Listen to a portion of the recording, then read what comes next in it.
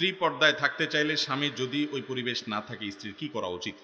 কোনো বোন তিনি পর্দায় থাকতে চান কিন্তু স্বামীর সে পরিবেশ নাই, তিনি সংগ্রাম করে সর্বোচ্চ চেষ্টা করবেন, যতটুকু পারেন নিজের পোশাক আশাকের মাধ্যমে পর্দায় থাকার চেষ্টা করবেন, স্বামীকে বিভিন্নভাবে তিনি বাধ্য করবেন, কাউন্সেলিং করবেন, ভালোবাসা দিয়ে তাকে বাধ্য করবেন, মুরব্বীদেরকে দিয়ে প্রেসার দিবেন।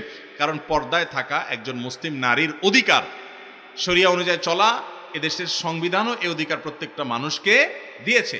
সেই অধিকার খর্ব করার রাইট বা অধিকার কাউকে দেওয়া, কোন স্বামী যদি তার স্ত্রীকে পর্দা করতে বাধা দেয় তাহলে ইসলামের দৃষ্টিকোণ থেকেও সে বাধা শোনা যাবে না, আর সাংবিধানিকভাবেও স্বামীর এই বাধা দেওয়ার কোনো রাইট বা অধিকার নাই। আমরা কদিন আগে শুনেছি ঢাকা ইউনিভার্সিটির একটা বিজ্ঞাপন, একটা ঘোষণাপত্র, সেখানে বলা হচ্ছে যে পরীক্ষার হলে মেয়েরা কোনোভাবে পর্দা করতে পারে, তাদেরকে ওপেন থাকতে হবে।